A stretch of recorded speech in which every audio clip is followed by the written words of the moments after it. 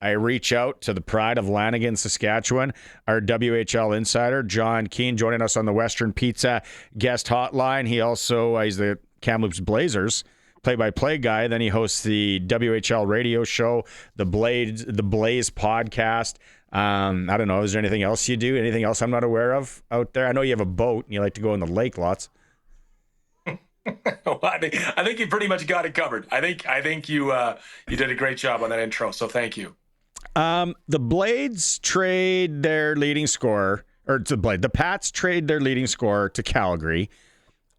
First off, let's talk about that. And Dale Durkach comes out and talks about, hey, we're kind of building. We got capital here. Makes it almost sound like they can still add pieces to make the playoffs this year. But you being so entrenched in the league, where do you make sense of this trade, John? I think obviously there's more to the story than we know, and that's the case in a lot of these WHL trades. And I think when you look at the return, Barney, a lot of eyebrows would raise and be like, "That's it in a seller's market. That's what you get." But obviously, Regina probably wasn't dealing from a great spot of leverage compared to where they would have been elsewhere. And I think he's a name that's been out there for a while. And eventually, you got to cut your losses. And if you read Dale Durkach, he definitely made it sound like it was addition by subtraction here, and that he plans to use those picks. But problem is, what can you recoup for a couple of third-round picks? That's hard to do. But obviously, there's more than meets the eye there, and I think that's what happens whenever some of these trades are made. And then I think it's just a little bit after, and I'm like, okay, so Calgary, maybe Calgary's making a play here. They're going to push. Big team. Saw them play live with my own eyeballs. Thought they were good. But then they make a move with Prince Albert, Gorzinski going to PA. Yeah. And then Calgary, I'm like, okay, now what's Calgary doing here? Well, Calgary's in a tough spot, and I don't think anybody would have predicted them to be where they're at. Remember, they put in a ton of resources last year, Barney. It was that three-way triple threat match in the Central Division between Medhat, Lethbridge, and Calgary. And, you look at Lethbridge is in full sort of rebuild mode. Calgary still doesn't have a lot of picks. This way, they're able to get a second-round pick out of this. They get a pretty effective player in Ty Mounier. They get some draft capital. I think Calgary is pretty content being, there's the two big dogs out there is Prince Albert and Edmonton. That's just where they're at. But I think if the Calgary said, we can maybe get the third seed here. Maybe we can be the third seed. We'd be pretty happy with that. The Eastern Conference isn't super deep. Maybe we could win a round or two and still get some draft capital back. I think Gary Davidson made a great play. On Prince Albert's side, they get another player that sort of fits what they're trying to do. They're bigger, heavier, good buy-in there. I really like what Prince Albert's doing. They've added a couple forwards here in the last few weeks, and they continue to build towards what's going to be a pretty good playoff team. Okay, that I'm glad you come on and you make sense of it in that respect for sure. I think obviously everyone wants to go watch a packed Art Hauser Center, and the Raiders go deep. Cook Municipal Open. Maybe a guy can swing the wrenches a little bit up there. It's nice. Tough for Moose Jaw because I don't know what Jason Ripplinger was going to do, but you have Lyndon Lakovic, and he is, such a good hockey player. He's huge, he's big, he's from the Kelowna area or from Kelowna. They're hosting the Memorial Cup, so I'm kind of connecting dots as we go here, and I'm like, well, Moose Jaw is going to get an absolute bag for him, and then he's done for the rest of the year. Unfortunate how that played out for all parties involved. Yeah, that's a kick in the nads there for first of all the kid. I mean, Lyndon Lakovic has been a big part of Moose Jaw there in their championship run. Scored some unbelievable clutch goals for them. I think Game 7 overtime, Saskatoon Blades, and then I think you're thinking, Moose Jaw's mentality is probably, we could probably move him at the deadline and recoup enough to help us get some help still for this year. And also get some potential first round picks down the road. Like you mentioned Kelowna. I don't know however really close that ever was. I know there was some discussions there, but the big trade chip that Kelowna has is Lethbridge's first round pick. this upcoming draft, and that could be 1 overall, that could be 2 overall. That's a pretty big trade chip, and I think Moose Jaw was maybe even eyeing that up a little bit. But this injury is massive. I feel bad for the Warriors. We're all there. We all have key players that have played key roles in the organization, and that at some point you look to move on to recoup some assets. He really would have been 5 or 6 future pieces for the Moose Jaw Warriors that they can't get anymore. That's a tough blow for sure. What can you tell us here and people out in Saski with Kelowna hosting the Mem Cup? What does Kelowna need? Well, we still haven't seen their full roster. They get Wojtek Chihas out of Lethbridge in that trade, who's a LA Kings second-round pick. He was playing pro over in Czechia, so he'll join them after World Juniors. The big blow I think that Kelowna received is the Peyton Kettles injury. There's your big right-hand shutdown defenseman. That now are they in the market for another one of those? I mean, they paid multiple picks, multiple first-round selections. Defenseman Jackson Gillespie, and I think he played 3 games, and then he hurt his shoulder.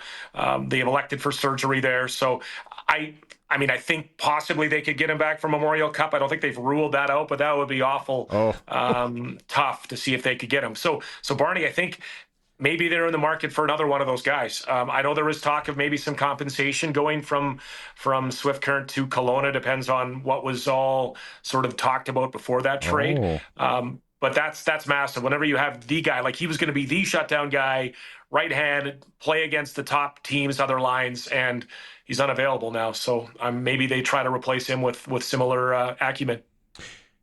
Who's a team in the Western Hockey League? And maybe it isn't even so much for this year, but you just look at what they have for trade coupons, and they have in the cupboards or whatever we want to talk about. Who's that team, John?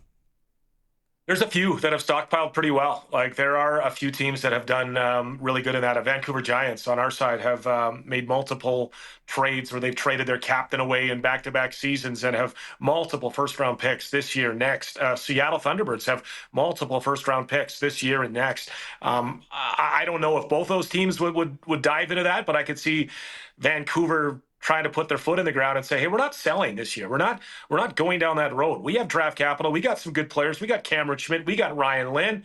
Maybe let's do something here. Let's make a splash. That could be a bit of a dark horse team to do something and use some of that draft capital. But Barney, it's so different now. You think back to the days where, there was first-round picks weren't thrown around at all like they are now. Now we're seeing multiple and even 3 first-round picks involved in some deals. And this has allowed feast or famine in the WHL. Like, on the one side, you got Lethbridge and you got, Calgary, Saskatoon.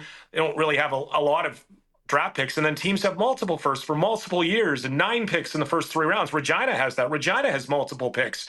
Swift Current, they're a ways away from being a contender again, but they have multiple first-round picks over multiple years that they can do something. So those are 2 teams to watch. I don't think Regina will dive into spending some of those first-round picks. They might. You heard Dale Durkach say they still want to make the playoffs, which isn't really that hard in the East. Be better than Swift, be better than Lethbridge, and be better than one of Red Deer or Moose Jaw, and you're likely in. So that's what we're looking at over on that side. What are you thinking about so far? It's not finalized yet, but about the World Junior team from the kids that that's on that are on there from the West. I think it's going to be a great team. I think it's going to be a really, really good team on their back end, especially if they get Sam Dickinson. That could be a pairing maybe with a Harrison Brunick, who we know quite well here in Kamloops. He's been in Pittsburgh with the Penguins for 9 games. They've had a lot of cooperation from NHL teams. Michael Misa. They won't get Ben Kindle back, although there was a report that he was going to be, joining Team Canada. I don't see how if you're the Penguins, can afford to spare that guy. But I think they're going to be really, really good, and they should have redemption on their mind. Let's be honest here. It's been a massive letdown the last couple of years. And, you mentioned, I heard you joking earlier about biggest upsets. And, Canada, Latvia last year, December 28th, going to a shootout, a loss there. Brutal. Back-to-back quarterfinal exits. Not good enough. Last year's team wasn't good enough. They weren't disciplined enough.